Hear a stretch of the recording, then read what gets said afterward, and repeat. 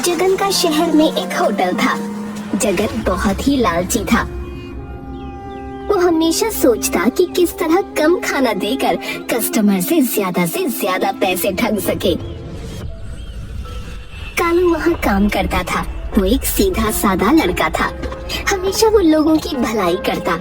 उसे जगन का लालचीपन पसंद नहीं था। एक दिन जगन के होटल पर गांव का एक गरीब किसान रतन अपनी पत्नी और बेटे के साथ आता है। देखो कालू, ये लोग देहाती भोले भाले लगते हैं। इन्हें पहले पेट भर खाना खिलाओ, उसके बाद बिल दोगुना बना कर देना। मालिक, ये ठीक बात नहीं। इनसे हमें और कम पैसे लेने चाहिए।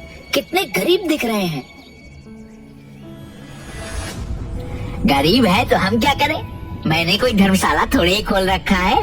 बाजार में इन्हीं लोगों से पैसे कमाने के लिए ही तो हम बैठे हैं। ऐसा करो, तुम उन्हें मेरे पास भेज दो। हाँ साहब, क्या खाएंगे? हम तो गांव के गरीब किसान हैं भाई। हम लोग तो रोटी सब्जी और दाल भात से ज्यादा कुछ मालूम ही नहीं है।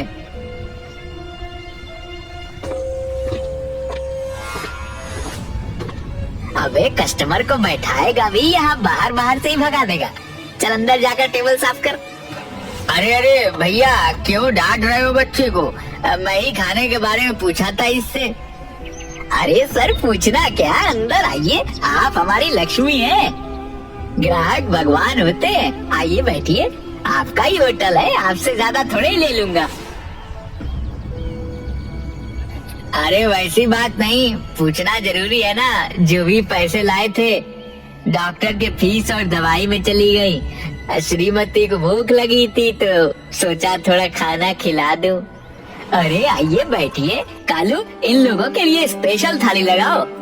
कालू 300 रुपए वाला 3 स्पेशल थाली लेकर आता है। लीजिए साहब, ये रही आपकी स्पेशल थाली। पर मेरे पास सिर्फ 30 रुपए ही है। मालिक, इनके पास पैसे नहीं है। अबे पैसे नहीं है तो क्या खाना छीन लेगा? खाने दो इनको। आज भी लोगों में इंसानियत जिंदा है। कितना बड़ा मानुस है ना होटल का मालिक। हाँ, कितना अच्छा व्यवहार है। भगवान ऐसे लोगों को हमेशा अन्न भंडार भरे रखना। पिताजी, खाना तो बहुत अच्छा है। साथ में बड़ा वाला रसगुल्ला मिल जाता तो मजा आ जाता। चुपचाप खाना खा। पैसे है नहीं, वो तो भला हो इस दुकान के मालिक का जो हमें इतना अच्छा खाना खिलाया। अरे भाई साहब, बच्चा है, उसे खाने का मन है रसगुल्ला तो खाने दीजिए। ए कालू, 2 रसगुल्ले इन सभी लोग को दो। अरे भाई साहब, इतनी खातिरदारी ठीक नहीं। वैसे शानदार खाना खिलाने के लिए धन्यवाद। कालू, ये लो, साहब को खाना का बिल दे दो। कालू जाकर रतन को बिल देता है। बिल 1050 रुपए का होता है। पिताजी, हमारे पास तो सिर्फ 30 ही रुपए हैं। शेष पैसे कहाँ से आएंगे? इन्होंने तो कहा था कि पैसे की कोई चिंता नहीं, अपना होटल समझकर खाइए। हाँ, मैंने तो बोला भी था इन्हें कि हमारे पास सिर्फ 30 रुपए बचे हैं और इतना महंगा खाना। अरे 30 रुपए थाली खाना मिलता है। यहाँ तो सब्जी, तड़का, सलाद, पानी सबके अलग अलग चार्ज है। क्या हुआ भाई साहब, क्या समस्या है? देखिए भाई साहब, मैंने तो पहले ही बोल दिया था आपको कि हमारे पास सिर्फ 30 रुपए हैं। पूछिए कालू से। हाँ मालिक, मैंने आपको पहले ही बता दिया था। सुन लीजिए, आपने ही बोला था कि पैसे नहीं है तो क्या खाना छीन लेगा। अरे वो तो शिष्टाचार में बोल दिया था। इसका मतलब ये थोड़ा ही है कि मुफ्त में सभी को खाना खिलाता रहूं, हैं? तो उसी समय बोल देते कि मैं सेवा नहीं दे पाऊंगा, पर इतना महंगा खाना मेरे यहाँ 30 रुपए में चावल, दाल, भुजिया, सब्जी, पापड़, अचार, ऊपर मूली, खीरा और प्याज का सलाद भी। भाई मेरे यहाँ तो यही रेट है। भले तुम्हारे गांव में फ्री में ही खिला देते हो। अब करना क्या है ये बताइए। हमारे पास तो पैसे हैं नहीं। ठीक है, तो आप कुछ सामान यहाँ रख दो। जिस दिन पैसा दे जाओगे उस दिन मैं आपको लौटा दूंगा। लेकिन मेरे पास तो वैसा कुछ नहीं है जिसे मैं आपके पास गिरवी रख सकूं। है ना वो जो भाभी जी के गले में मंगलसूत्र है? नहीं, मैं ये मंगलसूत्र नहीं दूंगी। ये मेरे सुहाग की निशानी है। इसे मैं कभी अपने से अलग नहीं कर सकती।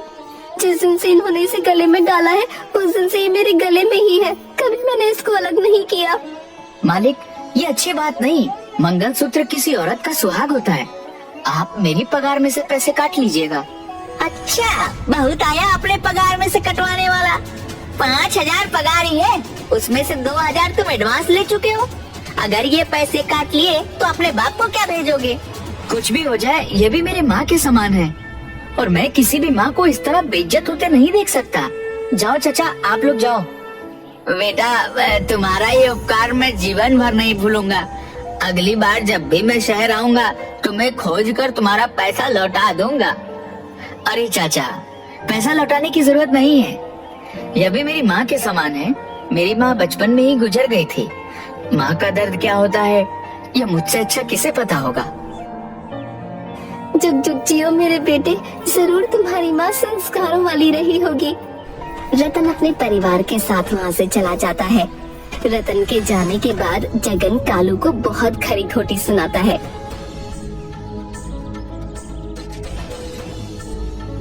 कालू खून का घूंट पीकर रह जाता है।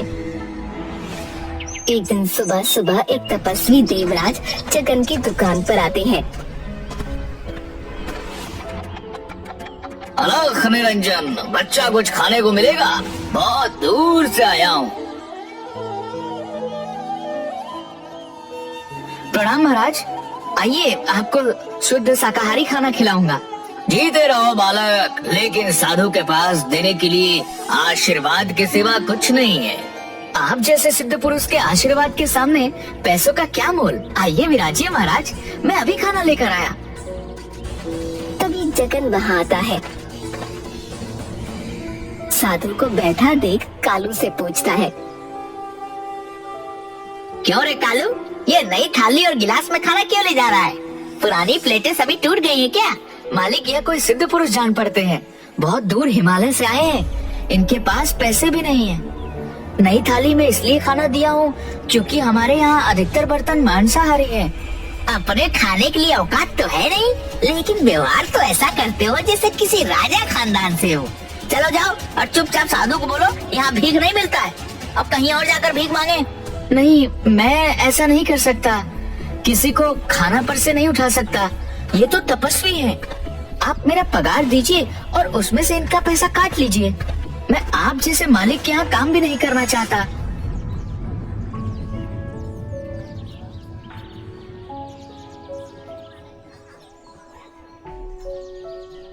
तेवर तो नवाबों जैसे हैं तुम्हारे। ये लो एडवांस। रतन का और साधु का पैसा काटकर 1950 रुपया है और फुटो यहाँ से। ठीक है, इसमें से 300 रुपए और रख लो, मेरे आज के खाने का।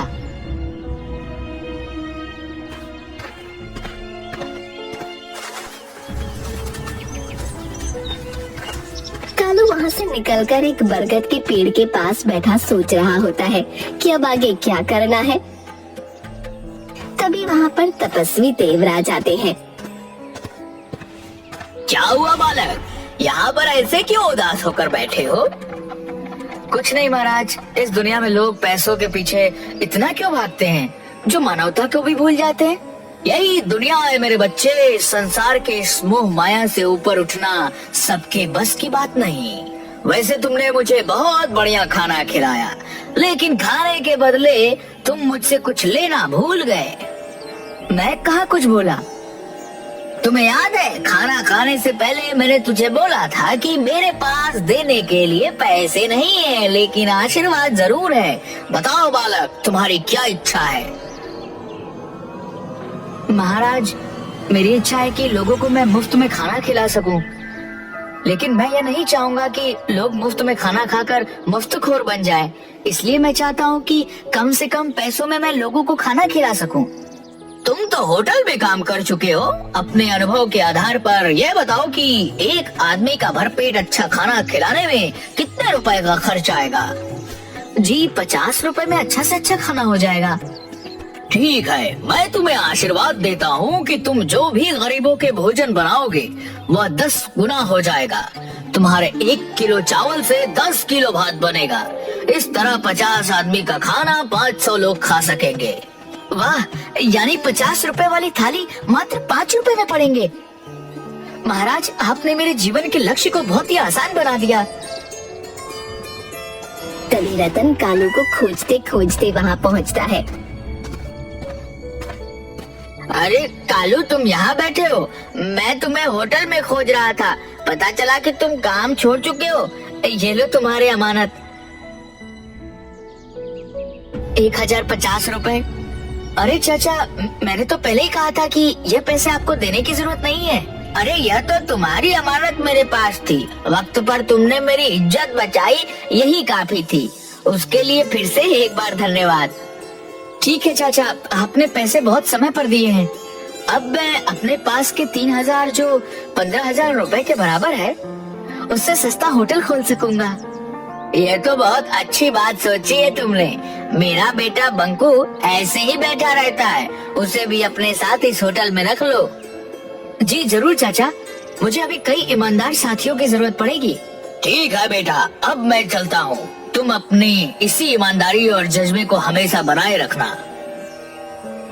जी महाराज, प्रणाम। मैं भी चलता हूँ बेटा, कल से बंकू तुम्हारे होटल में काम करने आ जाएगा।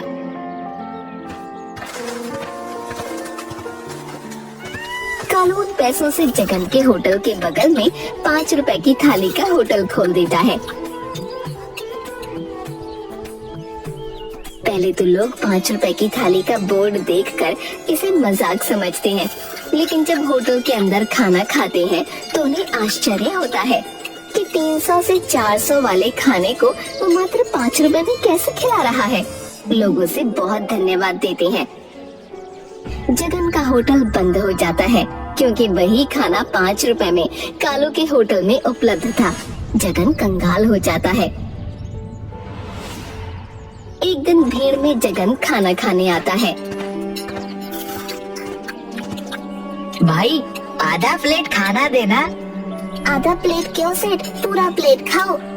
काहे का सेठ, आज की तारीख में मैं कंगाल हो चुका हूँ और मेरे पास 3 ही रुपए हैं। कोई बात नहीं सेठ, मैं आपको पहचानता हूँ। आपका पैसा मैं दे दूंगा। आप महीनों यहाँ आकर खा सकते हो।